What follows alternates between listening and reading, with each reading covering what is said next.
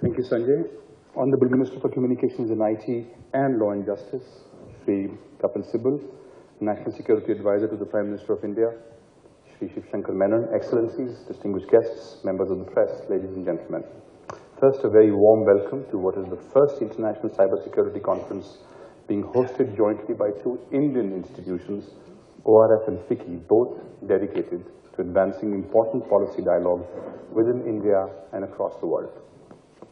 Thank you, ORF, and especially Sameer and Mahima, for your valuable partnership and hard work. Today, the world has 7 billion mobile subscriptions, of which 860 million are in India. 40% of the world's population, of nearly 2.7 billion citizens worldwide, are online. Of these, nearly 170 million reside in India, and about 90 million of these are active on social media, primarily Facebook. With such a large number of global citizens relying on internet as a place of sharing knowledge, information, accessing education, driving domestic and e-commerce deals, solving complex IT problems across the world, and even handling everyday mundane tasks like paying electricity bills, it is clear that there is an expectation for the internet to be trusted and trusted implicitly. And yet, the safety of these transactions, the privacy of the users, and the safeguard of our national critical information infrastructure remains susceptible to cyber attacks 24/7. In the next 2 days, this conference looks to engage our panel of experts and distinguished delegates by laying out the cyber security puzzle and discussing them in the context of India's national security objectives while balancing the trade-offs. At the end of the second day, we hope to collect a set of outcomes which are expected to inform an evolved cybersecurity implementation process. No one more than this distinguished audience knows that while national cybersecurity objectives based on domestic priorities are paramount, there is nothing more global about a policy dialogue than the cybersecurity discourse. It requires cooperation between governments, between private sector, and between multilateral institutions. It needs to engage with global cybersecurity treaties such as the Budapest Convention, which has received a ratification by 40 nation states and another 11 have signed but yet to ratify. Our first session on sovereignty and international cooperation brings out these issues to the fore. It's well recognized that the private sector owns vast majority of the network elements, serves most of the online subscribers across the world in cyberspace. Private sector innovates daily with technology, smartphones, and wireless devices to provide fast, secure, and reliable access to the entire global online population.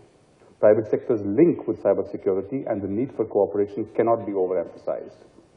Shri Shiv Shankar Menon has been at the forefront of not only recognizing this importance, but also encouraging it proactively.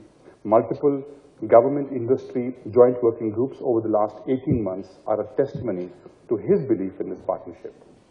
Our second session, the role of private sector as the first line of defense in cybersecurity, deals with these issues. In the last 6 months, India has seen significant policy documents. The National Cybersecurity Policy 2013, which was released by Honorable Minister Shri Kapil Sibal, and the guidelines for the protection of national critical information infrastructure, with which I had a great privilege of being associated as one of the authors, which was released by the NSA, Shri Shiv Shankar Menon.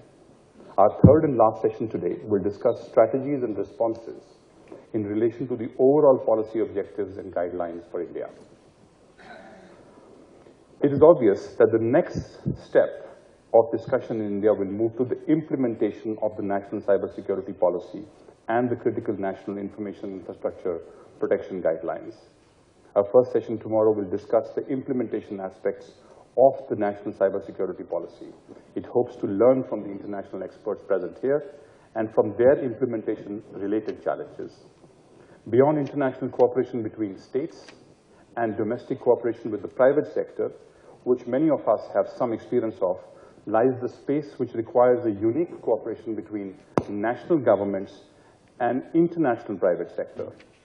Imagine this, nearly 500 million Indian citizens would soon be on the mobile networks, not just of Indian companies with substantial foreign investment, but also global MNCs operating mobile and international networks within and from India. Our networks not only incorporate internationally manufactured switches and base stations, but our consumers use mobile handsets, smartphones, and tablets, which are in part or entirely manufactured in different parts of the globe. That's the truth of the global trade. This requires a new and unique relationship between national governments and international private sector. For example, the government of India is not only dealing with large business houses like the Tatas, Reliance, and the Birlas, but also with Google, Facebook, Vodafone, Ericsson, AT&T, Siemens, Huawei, who in turn need to cooperate with the government of India on issues of cybersecurity. Our second session tomorrow deals with international public-private partnerships, a remarkable new area of cooperation which requires the kind of trust whose need has never been felt more than now. The third session tomorrow, we turn towards one of the most important aspects that engage national governments, civil society, free speech activists, and the private sector. The issue of drawing a balance between national cybersecurity policies and privacy. As a regular user, I trust the internet, as do all of us. But we all need to know what will happen to our personal information. How will it be collected? How will it be stored? Who will use it? How will we balance national security with privacy? And what might be the trade-offs? Our last session tomorrow, we'll look at how to make our second last session on internet. Our last session tomorrow looks at discussing how internet decision-making will be transparent, democratic, and inclusive. What is the essence of multi-stakeholderism that Mr. Joshi referred to?